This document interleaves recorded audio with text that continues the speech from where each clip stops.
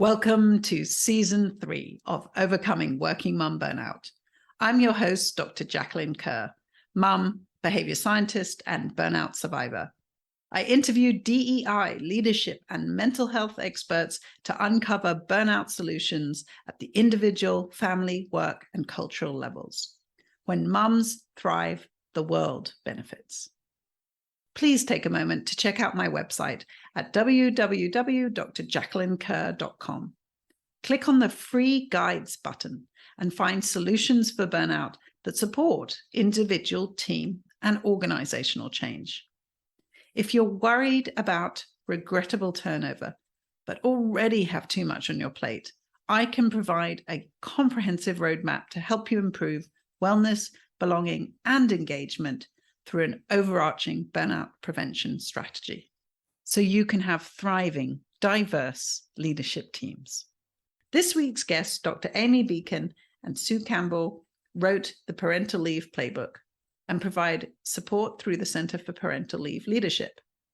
Maternity leave has such an important connection to burnout because it creates a trajectory for mums returning to work, depending on how long and how much support they had during leave. Mums can also be going into maternity leave with high levels of stress already, or can be returning to stressful situations with very little support for that transition. I hope you learn as much from this conversation as I did. Just a warning, this episode includes mention of suicide ideation and postpartum psychosis.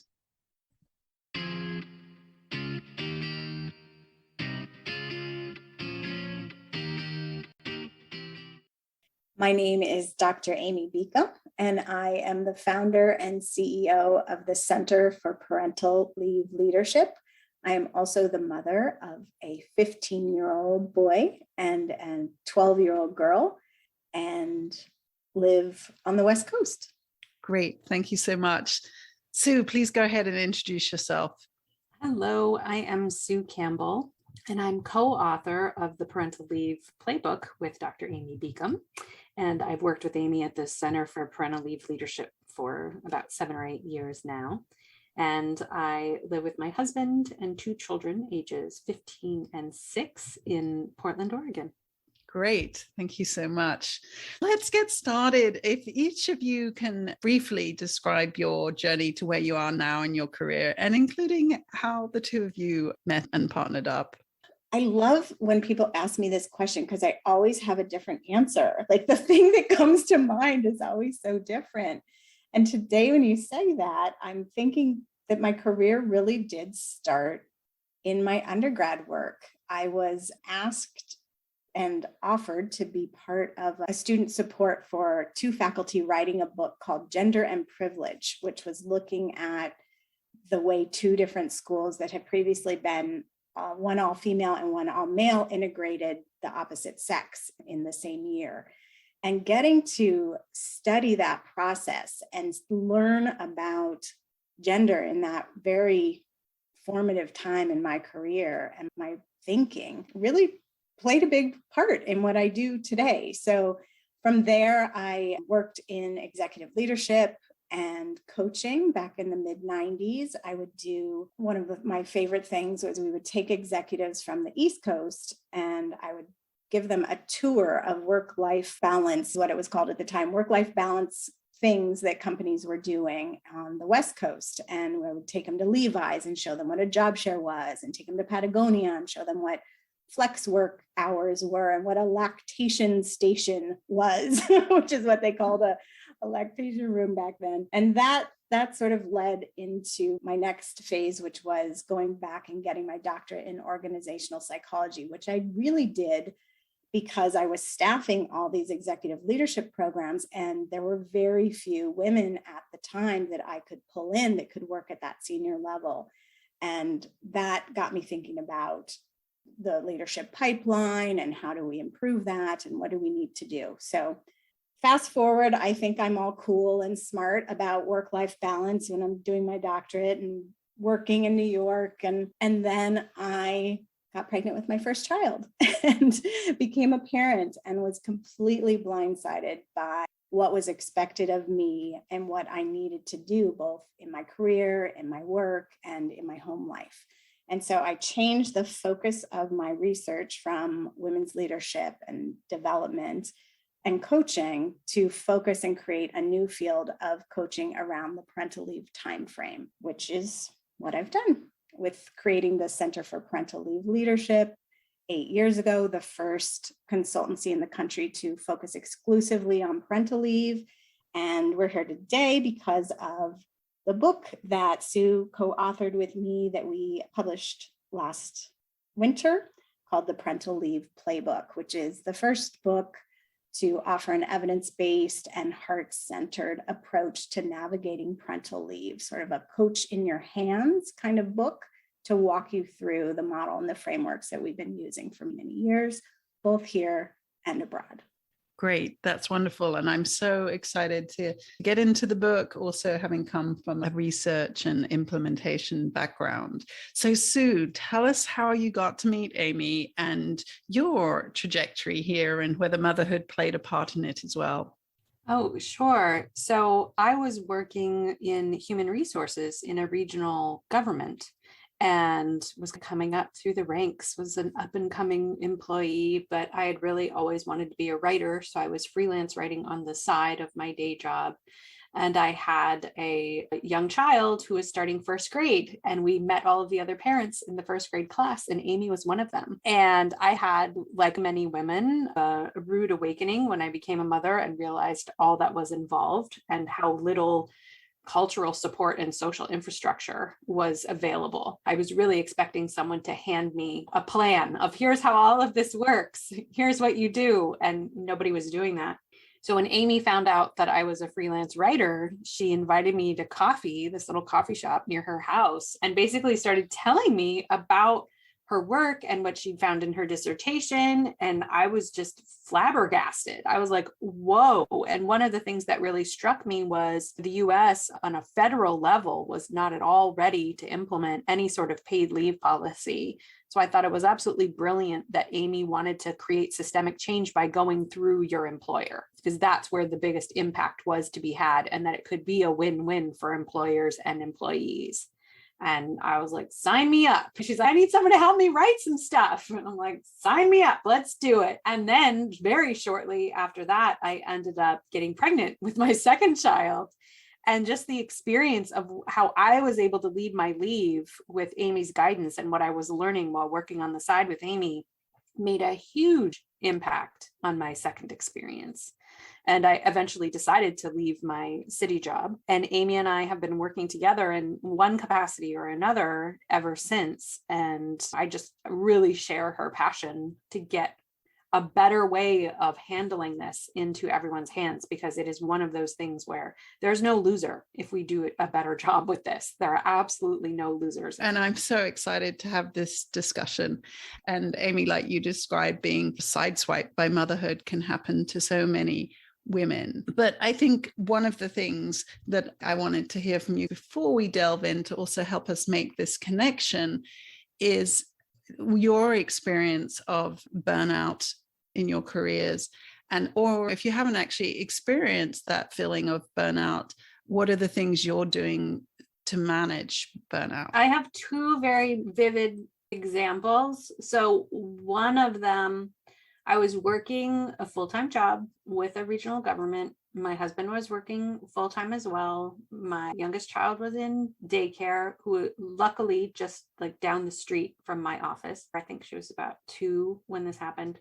Of just that grind. You get up in the morning, you get everything ready, you get the child ready, you bring the child to daycare, feed the child before you leave, go to work, on your break, you pump, and then on your lunch, you go feed your child, and then you come back, and then on your next break, you pump, and then you go pick up your child and you go home. There's so much repetition in caring for someone, and there's so much involved in executing at a level that you're proud of in a work environment. And I remember one night at home, just literally falling to my knees on the kitchen floor and yelling at my husband. Like, I can't do all of this. It was like my call to him of, you don't see all of the things that I'm doing. I can't keep doing all of these myself. And just the look of absolute shock on his face, because culturally we just accumulate and we think we are supposed to continue to handle it and just take what is given and take the responsibility. And I was too young and too naive to see that there were other choices that were available to me. So it's like shedding some of that cultural conditioning to try to find your own path and find your own way was a really important part of that for me. So that was my earliest example with my first child. And then with my second child, it was during the pandemic. So when the pandemic hit in March of 2020, my youngest just turned 5. Like, she had her birthday during the spring break where everybody got sent for spring break, and it turned out to be like a year's worth of spring break. And so I was working, and what we had to do with my husband working, and he's an essential employee, right? He works on a water system. I would cram as much of my work in as possible on the weekends. And then I would be with my kids, and my older kid was fairly self-sufficient, but the little one needed a lot of attention. I like to say she's like the border collie of children. She needs a lot of exercise and she needs a job or she gets into trouble, right? So I was dealing with her and still doing client calls, having like Disney Plus as the babysitter. And I come from a Waldorf background. Both my kids have been through Waldorf, and we embrace screens like never before. And you do it for a little while because you think it's going to be a few months tops. And before I was able to get childcare again, and again, I have reasons that I was choosing what I was choosing, and I recognize I was incredibly privileged in some of the choices I was able to make. But by the time people were vaccinated and I was comfortable getting childcare help from the outside, about 18 months had gone by. And I realized finally, when I got that help back, how close to the brink I was, right? Like just kissing that edge of burnout, and like not alone. So many people were going through the exact same thing during the pandemic. So that was another case where you hang on by your fingernails as long as you can when your circumstances present. But at some point, you've got to pull back and look and get creative. Right. And as you say, sometimes it's when you get the relief that you can look back and go, oh my goodness, I was close. And even at that point, stopping and saying, okay, I was really close. So I do need some extra rest and re-energizing. I really need to lean on this support now that I've got it. Exactly. And I appreciate it because I think it's really important for mums to hear it in your words, because when they think about like the World Health Organization definition or something, it's like, what is even an occupational syndrome? It doesn't mean anything. And so I love to include this part as well, because I think in your words, recognizing what you went through is so helpful for women to hear.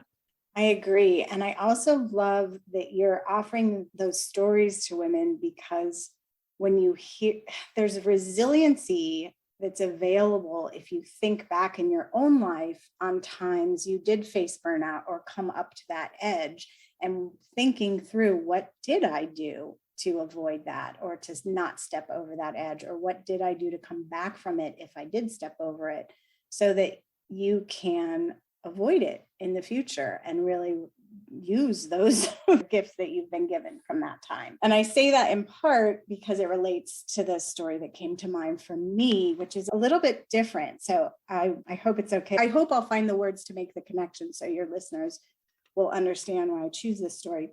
So for me, I was living in New York. I was working on my doctorate at Columbia, so high pressured academic institution.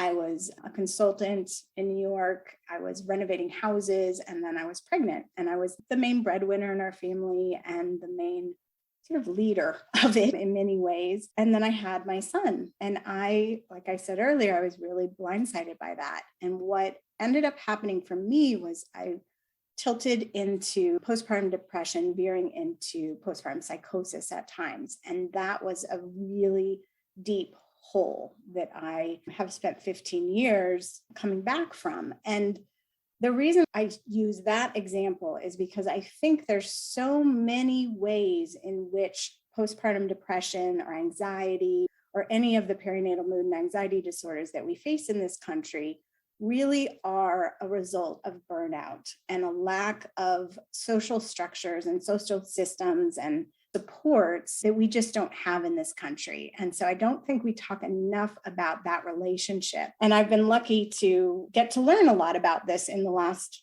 15 years. And one of those places where we see increased rates of postpartum depression or confusion around, is it postpartum psychosis? I'm hallucinating. I'm scared. I'm going to throw my baby down the stairs or out the window. Those kinds of thoughts are often purely the result of lack of sleep and exhaustion and burnout. So I think it's important for, given the topic today, for listeners to think about how really relying on their coping mechanisms and their tools that have worked for them, or surrounding themselves with people during this time that can really help them find those tools if they don't have them at their ready, I suppose, is really important. I really appreciate that example. And I know I've had feedback on my story and when I share it, because I was at a place of suicide ideation. And where I share that, one of my friends who's a therapist said to me, but you don't want people to think that if they don't feel that, they're not having burnout, that it has to be that serious. Burnout at any level is damaging. And so it is great to hear these different examples that you've both provided. But for me, the other side of it is serious. And these examples of mums having these thoughts that can carry so much shame to them as well is a thing that they haven't talked about. So recently I was asking my husband about it and he said, talk about it. He goes, that's the part that doesn't get talked about. So yeah, I'm so glad that you provided that type of example, Amy. And from my perspective in public health, I'm working on a lot of projects around maternal health, which in the US has some of the worst morbidity and mortality in the first year post-birth, and the numbers increasing in the whole wide world. I'm so on your page with this being part of the healthcare system, part of the government legislation, but also our organizational system. Exactly. And I am always advocating for mental health and wellness and paternal, or however you identify health and wellness around this time. I just want to say for any listeners around that suicide ideation piece, so much of that for people who are facing postpartum depression or perinatal, so many people think, oh, I'm thinking about suicide, I must be going crazy, I must be. And then when we end up talking to them, they don't want to die, they want to sleep, they want a rest, they want a break. That's a thin line that people often don't know which side is which of. So if that is something you're facing, there are wonderful people. One of our partner organizations is called Postpartum Support International. So if there's any thought of that in any of your listeners' minds, please reach out to us or to Postpartum Support International. They have a free network across the world of people, peer support, trained counselors who can help during this time. Great. Thank you for that. It's so important for us to address it straight on. And again, in retrospect, one thing that I learned was about emotions, right? What emotions are telling us, that emotions are guide. And so I was so appreciative in this book that it included the emotion of suicide ideation. And it basically said, it's an emotional guide to wanting a new life. You don't want your life to end, but you don't want the life you currently have. So what does that new life look like and how do you get there? And that was so helpful because I was like, yes, that just made more sense. It wasn't placed in shame in the same way I had to understand anger is representing boundaries being stepped over. Sadness is when I'm ready to let go of something. I was having to learn all these things. And so when I learned that, it really did help me understand what I had gone through. You also asked what we're doing to avoid burnout. And I think that is so important because the second moment that I would think of for myself around burnout is actually right now. And so what I'm doing as a daily practice right now is noticing, okay, Amy, you've just spent 2 years of a pandemic running a company, having both children at home, doing schooling. My daughter just went back into in-person learning right before Christmas. So she's just fairly newly back. I lost my mother this month. And just that feeling of, okay, what around me is helping me not tip over the edge? And for me, that in part is having built a company that center human lives at its very core. So making the space to support each other, to be able to walk away and take the time I need so that my team can get my back. And so I think for listeners, just noticing where that support exists around you and actually accepting that support is so critical. And I appreciated that, Amy, in your out of office response that you shared that you were spending time with your mama in her last few days, and that this was part of what we should be talking about in the workplace, and being able to say, I have needs, I'm a human and I have needs here, and that we need support for this. I really appreciated that, because that's what normalizes it. It's all big one life and one work, and you can't separate the two in the ways that we pretend to. So let's just tie this the parental leave or paid leave in terms for any caregiver, and in particular working mom burnout. How do you see they're connected? Because I very much do, in terms of potential trajectories, that it starts, that ends up in burnout at some stage, or it's a time when you both described experience burnout. So how do you see that the two are connected?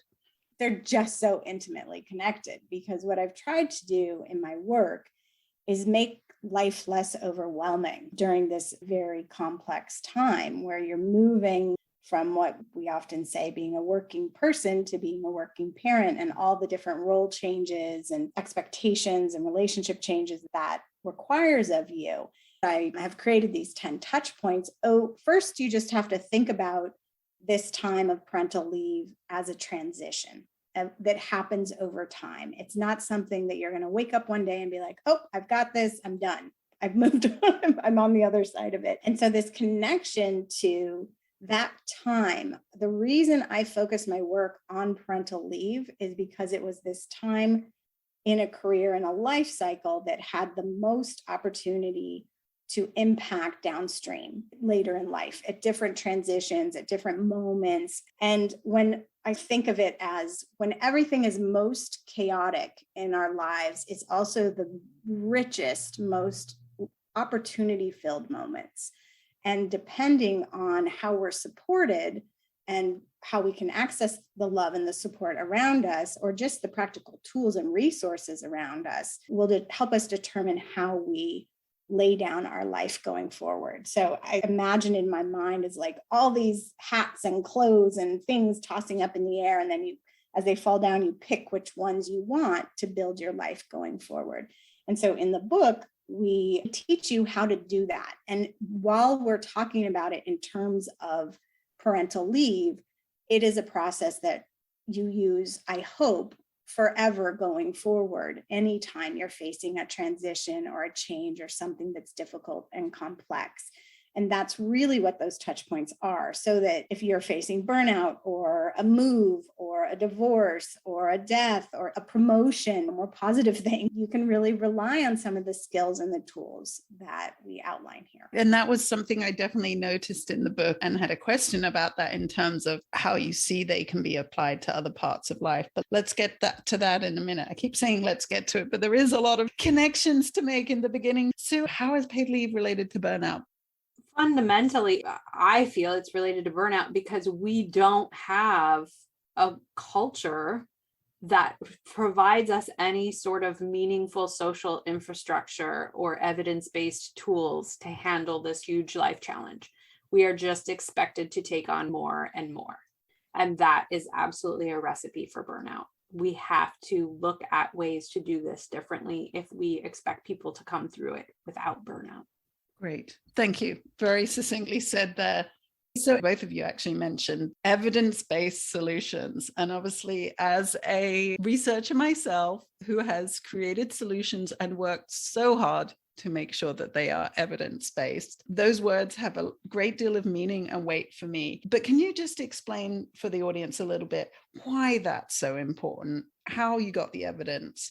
And then in academia, a lot of evidence we have isn't seen as being in the real world. So then when we try to take programs out to the real world, they don't work, or they're things that work at small scale, but not at large scale. For me, it's what makes it so valuable in a space where there are potentially other solutions that aren't evidence-based, but explain why it is so important. And as companies go forward and think about their options, I would be looking as a company for an evidence-based solution. Oh, there's so many ways to answer this. So this is Amy. When I started my career, having an evidence-based solution for me was critical. It was so important because I wanted to be taken seriously. And I was a young woman in a field with not a lot of women. And I worked really hard at great hardship to myself to make sure that everything I did was taken very seriously and could be dissected to make sure that I met the criteria to have it be evidence-based. And what I've come to as I've gotten older and more comfortable with myself is the second part of what I said, evidence-based and heart-centered work. And now I value both equally. And so everything that we have done and that I started 15 years ago in my doctoral research has had that heart in it as well. So I come from a background as a qualitative and a quantitative researcher. And for me, they're equally as important. I created the field of parental leave coaching when it didn't exist. So what I had to do, and I fought for 2 years, I fought my school, my university to do my dissertation on parental leave coaching. And they kept saying, you can't do that because you can't study it. There's nothing that exists there. And I kept saying, that's the whole point. We have to create it. And what I ended up doing was going in and looking at the ancillary research in 7 different related fields that I felt were pertinent to this topic and pulling on the 30 to 50 years of research in those areas to create this new model. And then once I had that, the US still wasn't in a place to really understand what parental leave coaching was, what needed to happen, why it was beneficial to organizations and our society at large.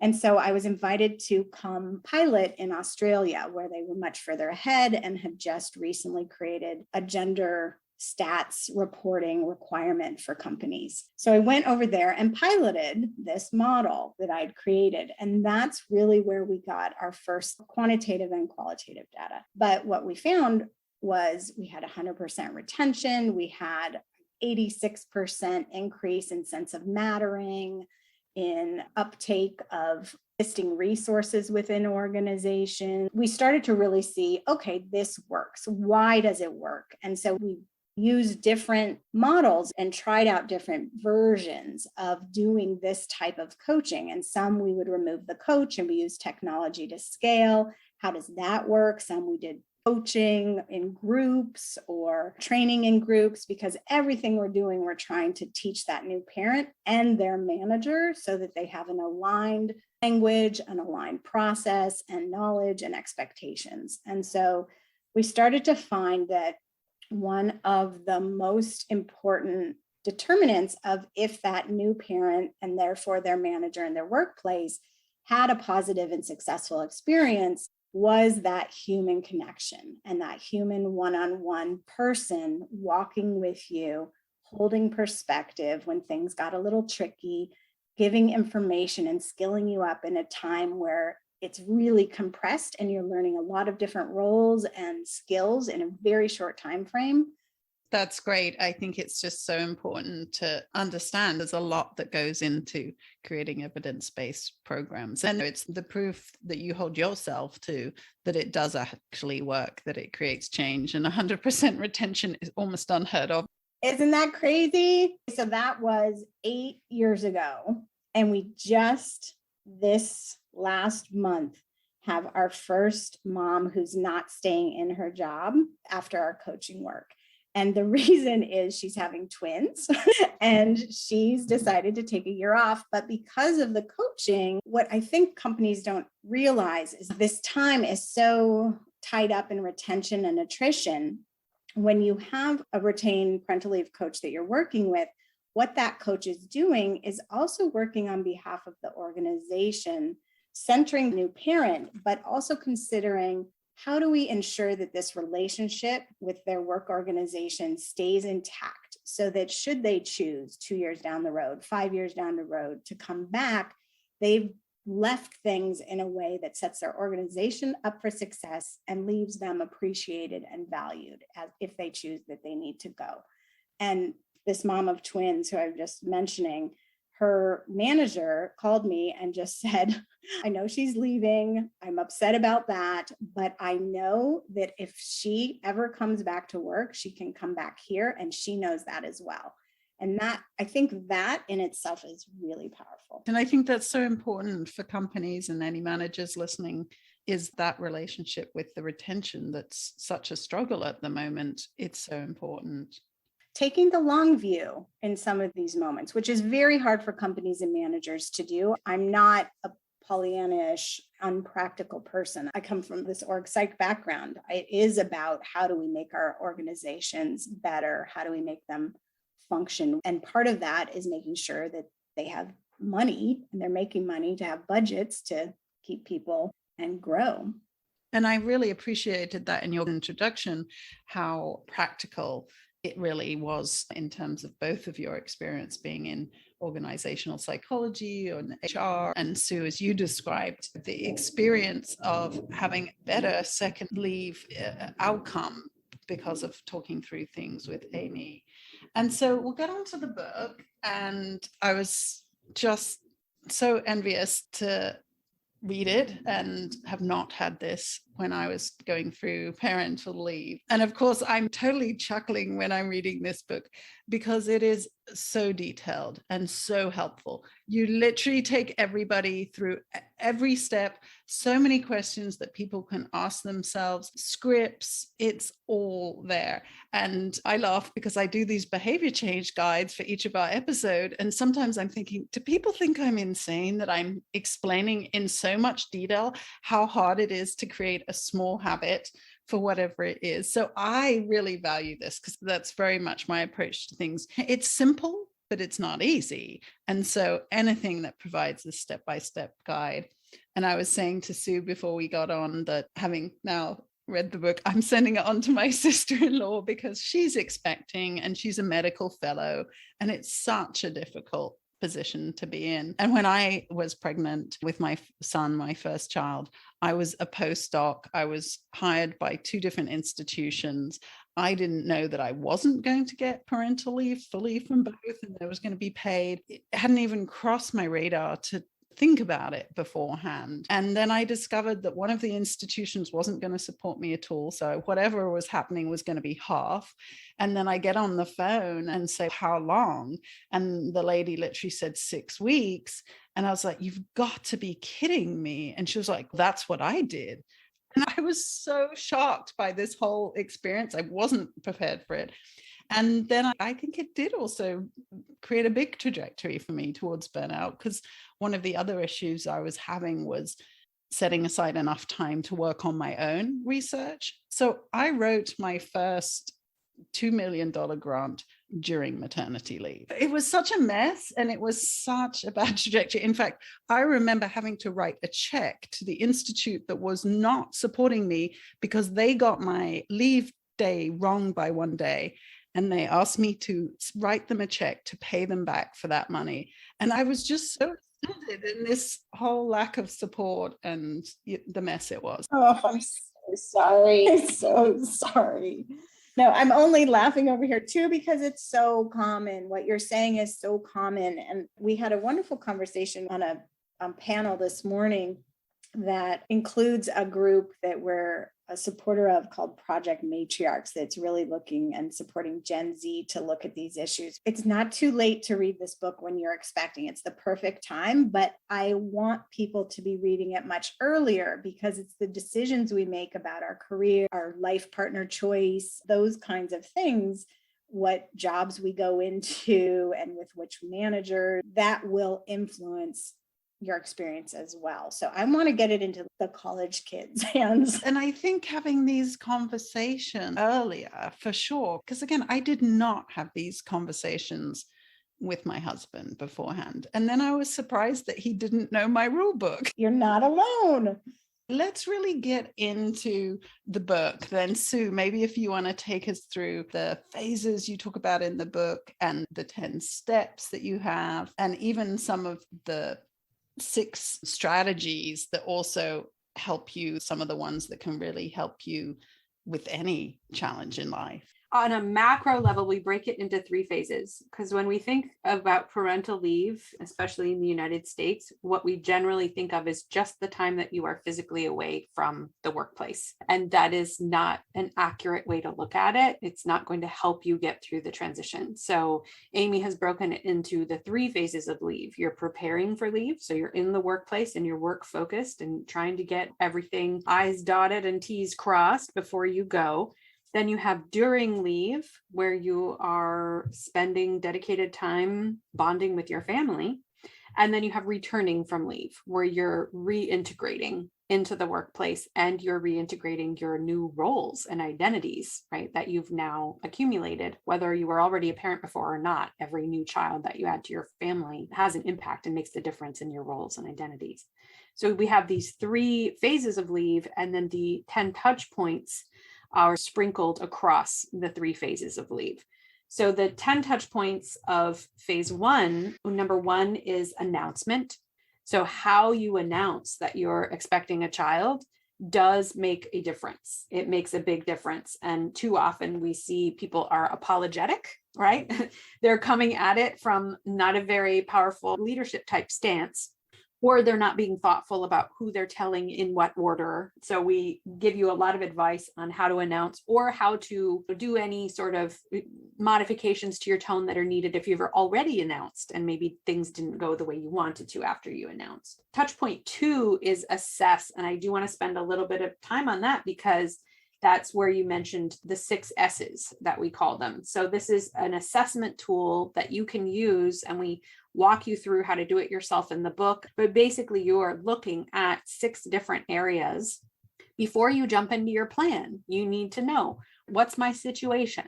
Do I have a good boss? Do I have a boss who's not exactly empathetic to this kind of thing? Am I also moving? Am I also caring for a loved one who's ill?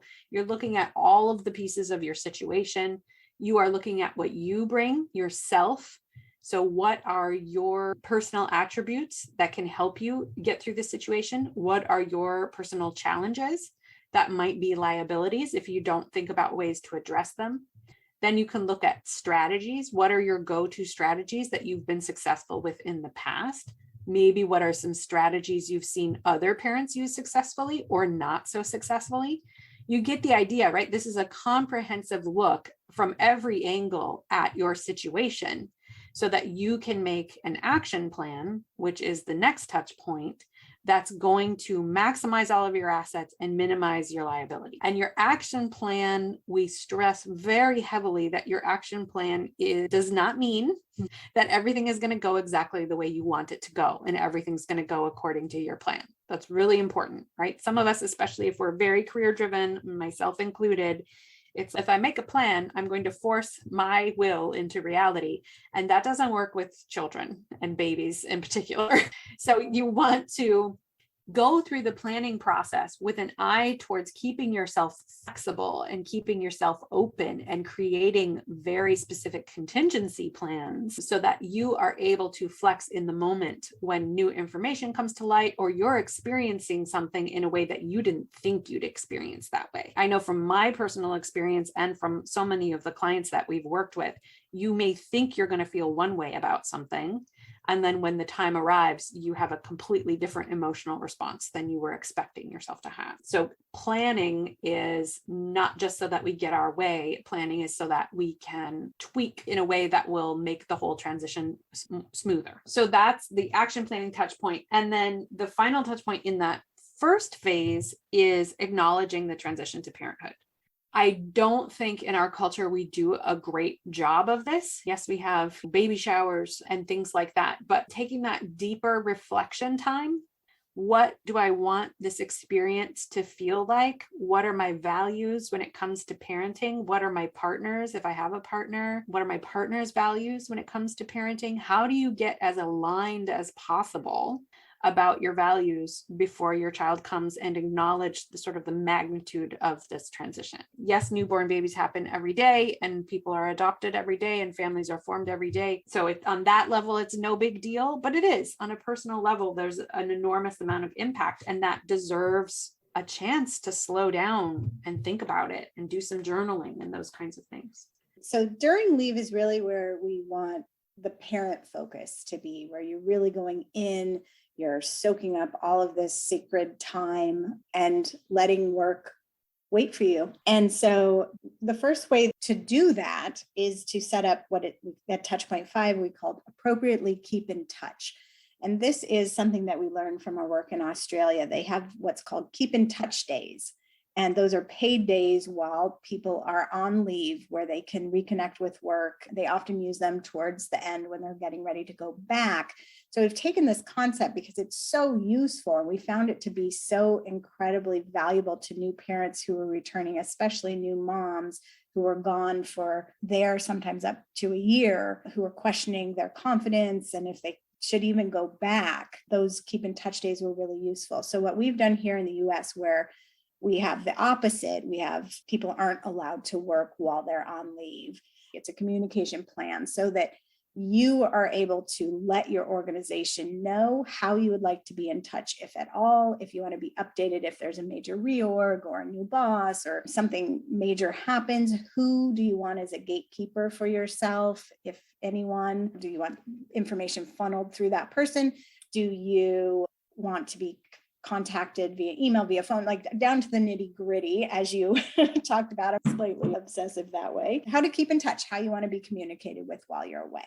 And what that does is it lets everyone around you know how they can best support you, how they can talk, and it erases any of that confusion. People usually are too scared to even try. So we see that it leads to isolation. The next one, touchpoint 6, is advocate. And advocate is so critical in all parts of your life. That could be advocating for yourself, advocating with your child at the doctor's office, advocating for yourself at work. So we spend a lot of time talking about the importance of advocacy and helping people with a few tools and ways that we've found are really effective during that. And then touchpoint 7 is about arrangements for return. And that's really pausing before you return and looking at your, you jokingly say, pull out your dusty action plan from way back when and see what still works and what doesn't, now that you are looking at the world through your new parent to this child, the eyes you have now. And then phase 3 is returning from leave. That's where there is that combined working parent focus, where you're really trying to navigate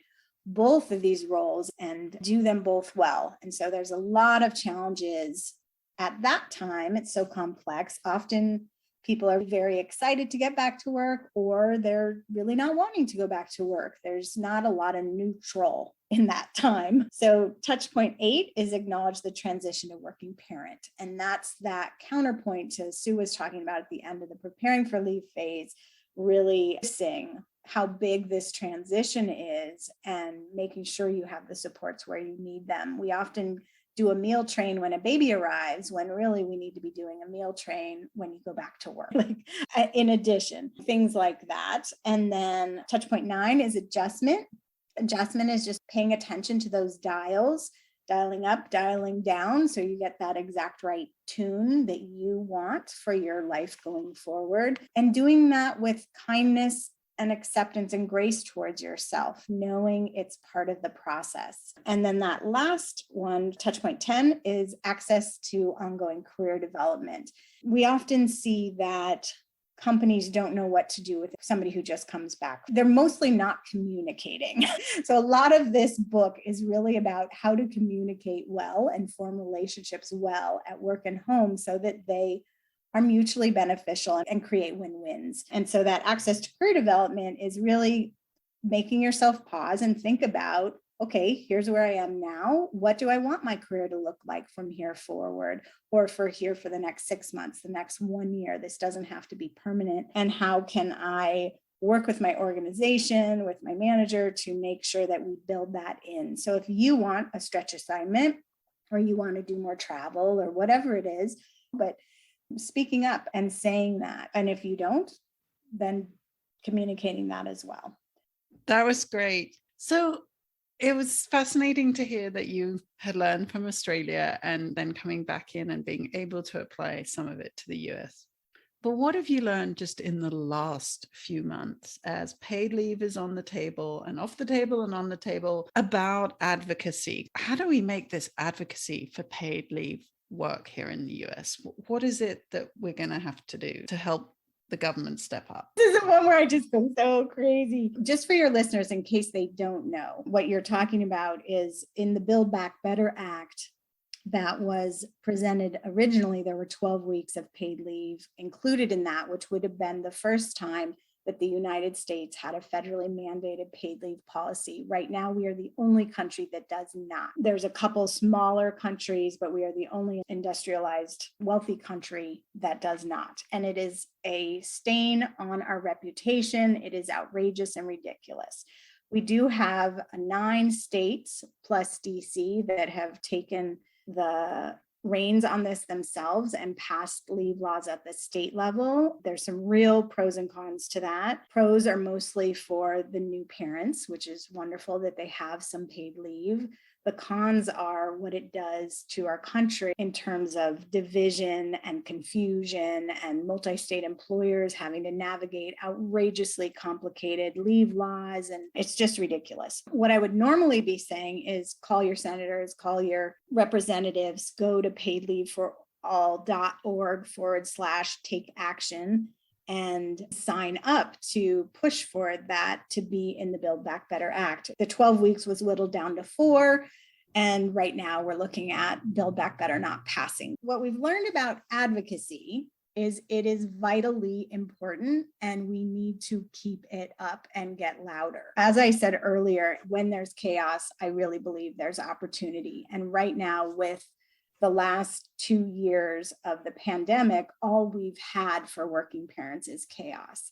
And so for the first time, this is really impacting so many people, if not all the people in the United States. And so there's much more awareness and realization of, oh, wow, that is really hard. I didn't notice that you were going off and doing that and having that experience without any support whatsoever, including pay. But there's a big difference between what we're doing and paid leave. So what I'm talking about is how do we do this culturally? How do we support parental leave in all of the ways it needs to be supported, whether it's paid or not? And so our book isn't about paid leave. It's about you are probably not going to have paid leave. If you're lucky to be one of the 23% of people in the United States that even have 1 day of paid leave, we are so happy for you. And fight for all those that don't.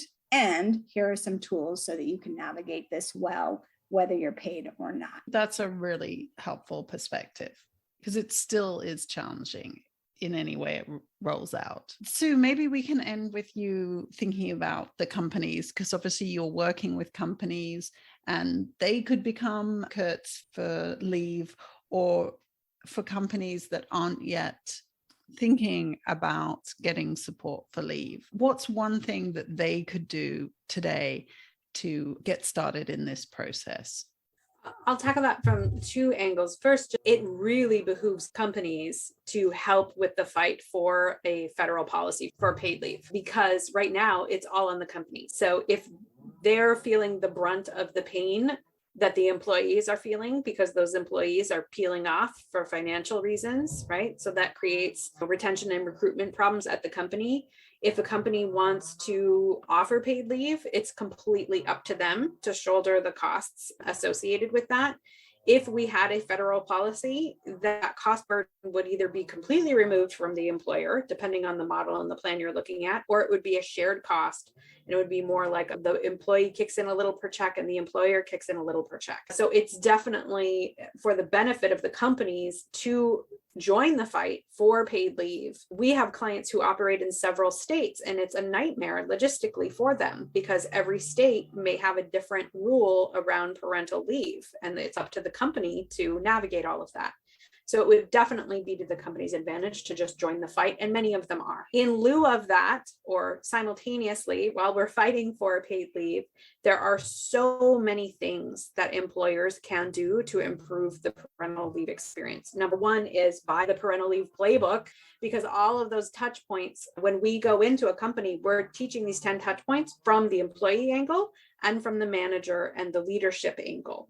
They're all the same touch points. So that's the first easiest thing to do, and a very low cost method to learn more and really implement some meaningful changes. I just want to say, don't just buy it for yourself. Give it to your employees, give it to your new parents, give it to your managers, have us come in and do a training. It sounds self-promotional. Amy and I are not making gobs of money off of this book. And we sacrificed a lot writing the book during the pandemic just to get it into the hands of people who need it, because we know a better way. And not everybody has to reinvent the wheel with every new lead. The number one thing employers can do to get started is simply talk to your working parent employees, because I guarantee they have ideas about how to improve their own lives while still keeping the company interests in mind as well.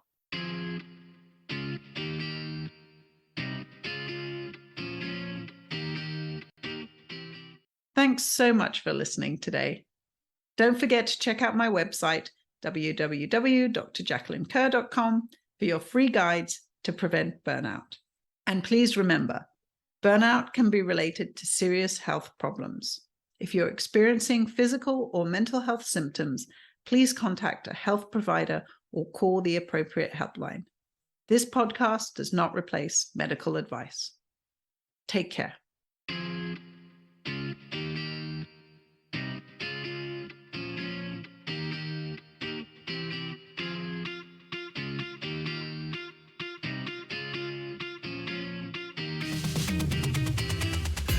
Control, you're a fighter. Push the limits and see it, you're already there. Told you we going higher. Ain't no stopping us, we're going in for the win. And we're gonna celebrate. Then we're gonna do it all over again. And we're gonna rock this place, 'cause this is our day. We're gonna do